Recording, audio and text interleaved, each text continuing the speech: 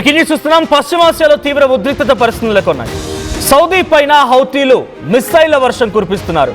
డ్రోన్లు, క్షిపణులతో అరంకో oil hub పైన హౌతీలు దాడి చేశారు. సౌదీలోని అతిపెద్ద చమురు శుద్ధి కేంద్రం ఇది. అయితే అరంకో హౌతీలు బాంబుల వర్షం కురిపిస్తున్నారు. ఇక మిసైల్స్ దాడులతో భారీగా మంటలు ఎగిసిపడుతున్నాయి. హుడైడా పైన సౌదీ దాడులకి ప్రతీకంగా ఇప్పుడు హౌతీలు విరుచుకుపడుతున్నారు.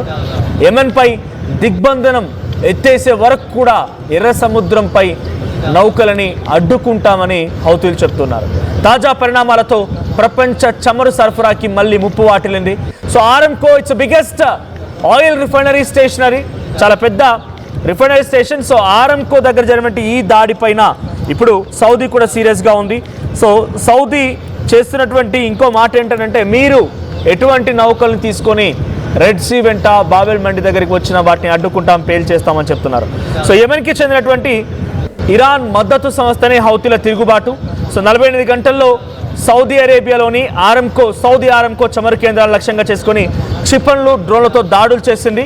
సో ఈ దాడులు ముఖ్యంగా జీజాన్ అండ్ యాన్బు ఈ ప్రాంతాల్లోని చమురు మౌలిక వస్తువులను లక్ష్యంగా చేసుకొని హౌతీలు ఈ దాడికి పాల్పడ్డారు. అంటే జీజాన్ అండ్ యాన్బు ఈ రెండు కూడా పోర్ట్ ఏరియాస్, సౌదీలోని 2 పోర్ట్ ఏరియాలు. దానికి సమీపంగా ఉన్నటువంటి మౌలిక ఇన్ఫ్రాస్ట్రక్చర్ దగ్గరనే ఈ దాడులు కొనసాగాయి.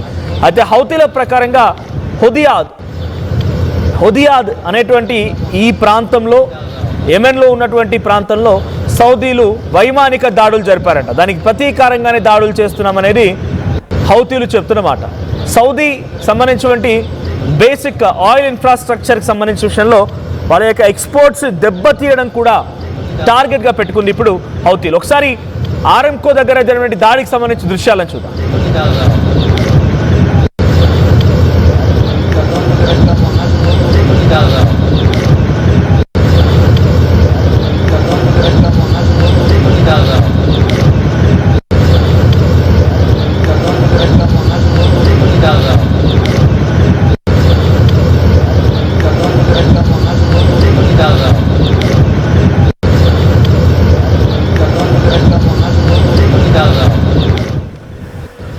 ఆరంకో అనేది చాలా కీలకమైన ప్రాంతం.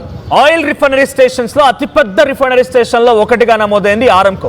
సౌదీలోని ఆరంకో రిఫైనరీ స్టేషన్ పైన ఎప్పుడైతే హౌతీ అటాక్ చేశారో సౌదీ కూడా రిటిలియేట్ చేయడం మొదలుపెట్టింది. కానీ ఇంకా అక్కడ నష్టానికి సంబంధించి అధికారిక అంచనాలు మాత్రం ఇంకా వెల్లడించలేదు. సో ప్రస్తుతానికి సౌదీపై అటాక్ని యెమెన్స్ ఉన్నటువంటి హౌతీలు ఏం చెప్తున్నారంటే, మరి ఎప్పుడైతే హుదియాదా అనేటువంటి మా ప్రాంతం పైన, అంటే హౌతీలకు సంబంధించినటువంటి ఆ యెమెన్ ప్రాంతంలో ఉన్నటువంటి ఆ కీలక స్పాట్ పైన ఎప్పుడైతే వైమానిక దాడులకి సౌదీ పాల్పడింది, దానికి ప్రతీకారంగానే ఈ దాడులు మేము చేపడుతున్నాం అనేది హౌతీలు చెప్తున్నమాట.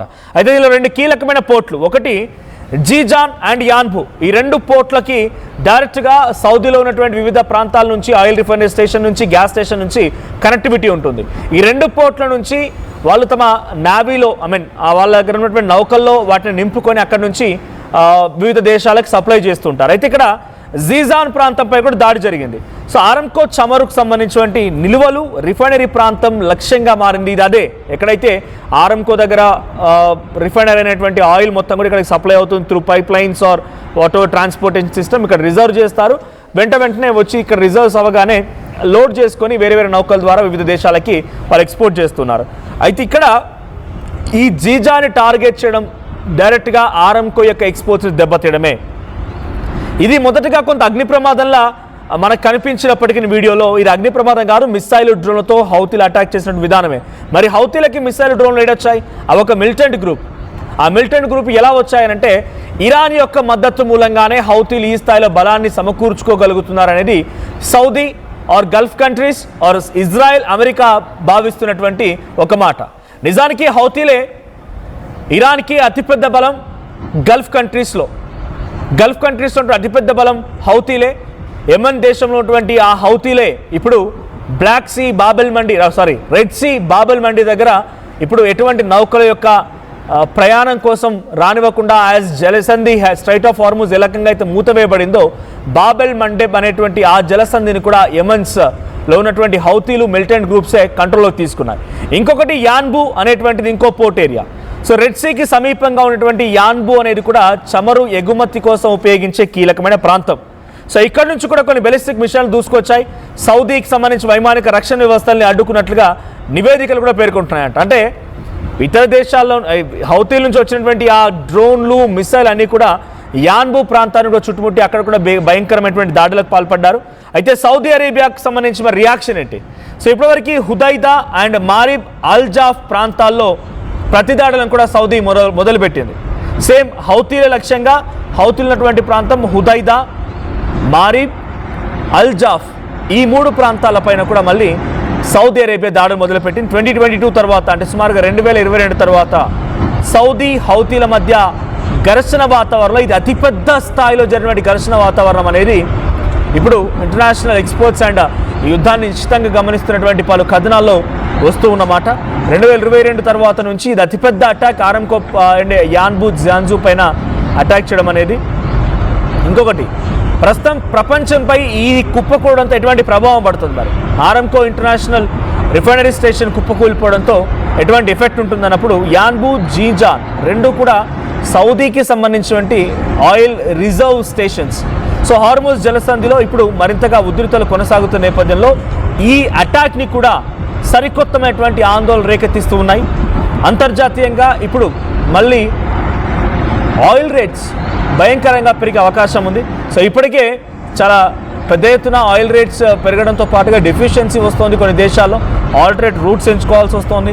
ఇంకో మార్గాన్ని వాళ్ళు చూడాల్సిన పరిస్థితి వస్తుంది. ఇవన్నీ కొనసాగుతున్న తరంలో మళ్ళీ ఆరంకో రిఫైనరీ స్టేషన్ లాంటి అతిపెద్ద రిఫైనరీ స్టేషన్పై అటాక్ని చాలా తీవ్రంగా పరిగణిస్తోంది. సో హౌతీలు దాడి మాది విజయవంతమైంది, మేము చేయగలిగాము, ఆరంకో స్టేషన్ని రిజర్వ్స్ని కుప్పకూల్చగలిగామనేది హౌతీలు ప్రకటించుకుంటున్నారు.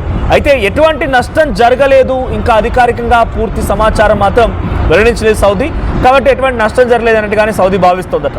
సౌదీ వైపు కొన్ని క్షిపణులు, డ్రోన్లు వస్తున్నప్పుడు మేము కొన్ని సమర్థవంతంగా తిప్పికొట్టామనేది మాత్రం సౌదీ హామీ చెప్తున్న మాట. అట్ ది సేమ్ టైం అమెరికాకు సంబంధించిన ఎవరైతే ఇక్కడ ఈ గల్ఫ్ కంట్రీస్ని ప్రొటెక్ట్ చేయాలన్న ఆలోచనతో అమెరికా ఉందో ఆ central commands, USS central commands కూడా చెప్తున్నటువంటి మాట.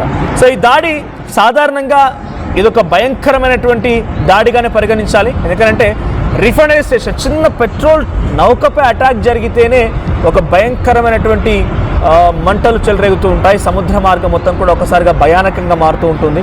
అలాంటిది ఆయిల్ రిఫైనరీ స్టేషన్ మీద, ఆయిల్ రిఫైనరీకి సంబంధించిన రిజర్వ్స్ పైన అటాక్ జరిగాయంటే అర్థం చేసుకోండి ఏ స్థాయిలో దీని ప్రభావం ఉంటుందనేది.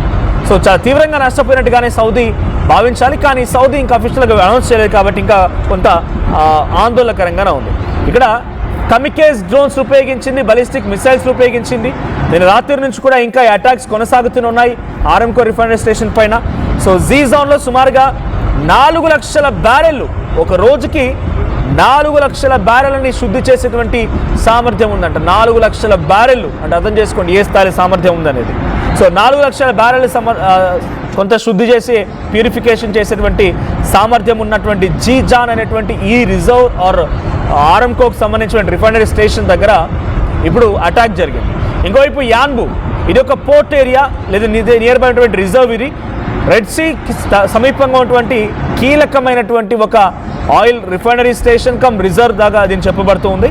సో హార్మోజ్ జలసంధి సమస్యలు వచ్చినప్పుడల్లా సౌదీ తమ ఆయిల్ కోసం అని చెప్పి రెడ్ సీ ద్వారా ఎక్స్పోర్ట్ చేయడానికి ఉపయోగిస్తోంది. కానీ ఇప్పుడు యాన్బు దగ్గర ఎక్కడైతే అటాక్ జరిగిందో, 2 ప్రాంతాలపై అటాక్ జరిగింది కాబట్టి యాన్బు కూడా పాక్షికంగా దెబ్బతినింది. సో ఒకేసారి పదుల సంఖ్యలో డ్రోన్లు, మిసైల్ రావడం మూలంగా ఈ నష్టం వాటిల్లినట్టుగా సౌదీ చెప్తోంది. కొన్ని క్షిపణులు అండ్ డ్రోన్లని కూడా సమర్థవంతంగా తిప్పికొట్టాం, కానీ ఎట్టి పరిస్థితుల్లో ఊరుకునే ప్రసక్తే లేదు. హుదైదా, మారబ్ అండ్ అల్జఫ్ ఈ ప్రాంతాలపైన కూడా మేము ఇప్పుడు అటాక్ చేస్తున్నాం, మేము కూడా హౌతీలను ఎట్టి పరిస్థితుల్లో వదిలిపెట్టే ప్రసక్తి లేదన్నట్టుగా అటువైపు నుంచి సమాధానం వస్తుంది. హార్మోజ్ జలసంధి ఇప్పటికే ఉద్రిక్తంగా ఉన్న సమయంలో ఇప్పుడు రెడ్ సీ మార్గం కూడా అదే ప్రమాదంలో పడింది. అదే రకంగా ఒక హైటెన్షన్ వాతావరణం నెలకొంది. సో ఇప్పటి వరకు ఉన్నటువంటి దాంట్లో హార్మోజ్ జలసంధి కాదు, ఇప్పుడు బాబెల్ మండికి సంబంధించినటువంటి ఆ జలసంధి కూడా మూత పడుతుంది అనడానికి ఇది ఒక బిగ్గెస్ట్ ఉదాహరణగా చూడాలి, బిగ్గెస్ట్ ఒక హ్యాపెనింగ్గా చూడాలి.